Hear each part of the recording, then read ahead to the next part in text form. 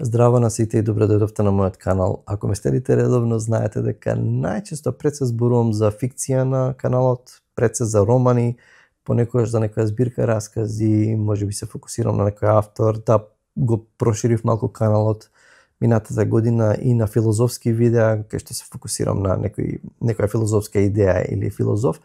Меѓутоа пред се најчесто зборувам за романи, понекогаш за збирки раскази. Меѓутоа во моето лично читање најчесто паралелно со некој роман, 2 романи максимум читам истовремено.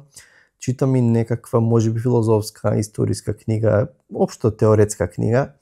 Меѓутоа често читам и така наречени нефикциски книги. Сега наспроти фикцијата ги имаме овие така наречени нефикциски книги, не знам кој е подобар македонски збор за тоа, меѓутоа окей, тука ви спаднале биографија, автобиографија, мемуари, да речеме, не знам, писма, дневнички записи и така натаму, значи се што не е измислено со други зборови. И во последно време гледам дека годинава ми се собрана фино купче на книги кои што во тој жанр, да го наречеме, на нефикција, кои што или ги прочитав или ги читам во моментов, или планирам да ги прочитам до крајот на оваа 2025 година, и додека ги поминував една по друга, ја правев таа селекција, сватив дека сите се издадени на македонски во 2025 година, што значи сите 7 книги кои што ќе ги препорачам се издадени на македонски оваа 2025 година. Нема да должам, ќе почнам со оваа книга, а тоа е за македонските работи или за македонските работи. Ова е едно, значи, што да се каже, веројатно ќе снимам и некој посебно видео за македонските работи од Крсте Петков Мисирков.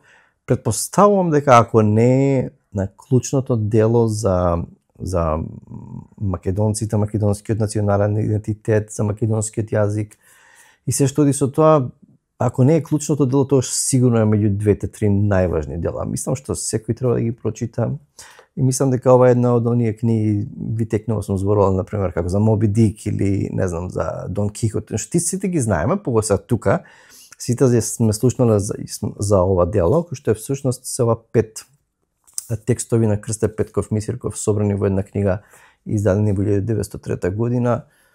Клучно дело, многу важно дело. Меѓутоа, ова интересното е што ова само што излезе во издание на Антолог, со така многу фино изгледа. И тука текстот е, значи, паралелно оди. Тука е на оригиналот, тука е во превод.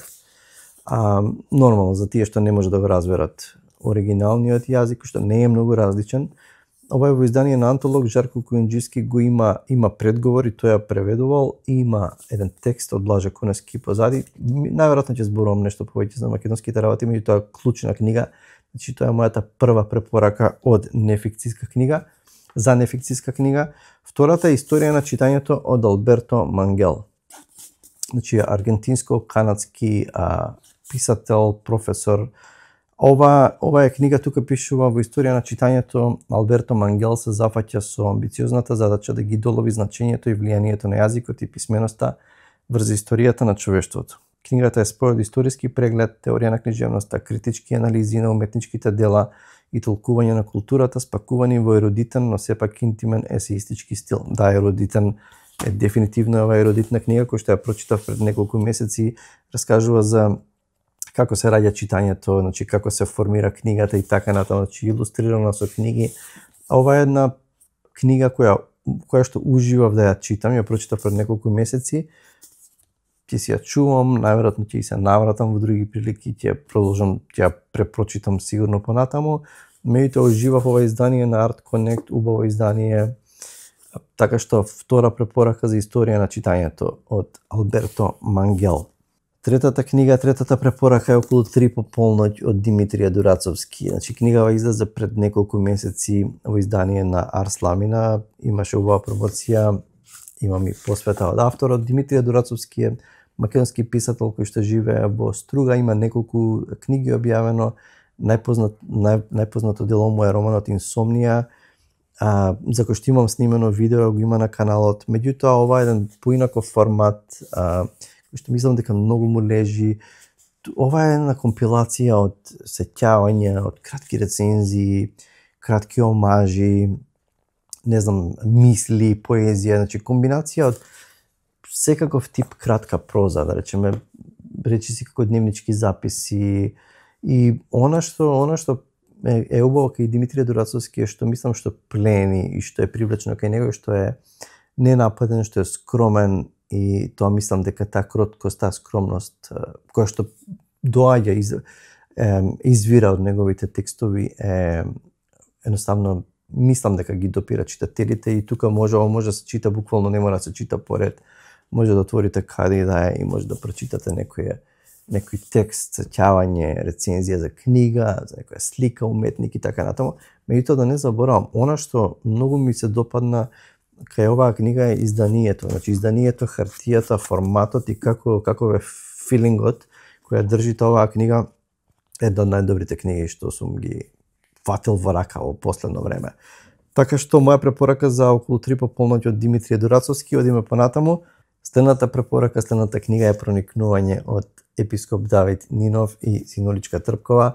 Значи ова е во облик на писма, значи тие се допишуваат. Епископ Давид е свештеник, монах, значи интелектуалец. Синоличка Трпкова е, претпоставам повеќето од вас ја знаете, актерка, професорка.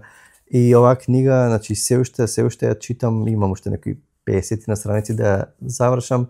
Значи културна преписка, значи со интелектуална, духовна отвореност, со љубопитност да се сознае животот, културна, кротка, пријателска преписка меѓу двајца паметни интелектуалци, меѓутоа со искреност, со отвореност, да се запознае светот, да се запознае човекот, да се запознае Бог.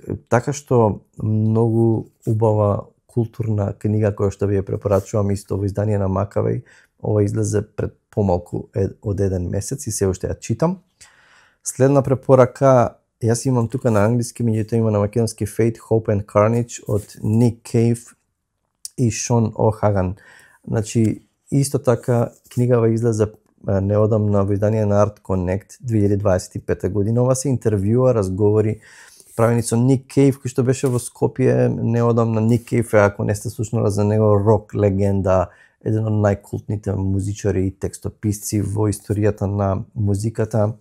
Оваа книга се уште не сум ја читал, меѓутоа планирам да почнам да ја читам. Очекувам големи увиди, мудрост, проникливост.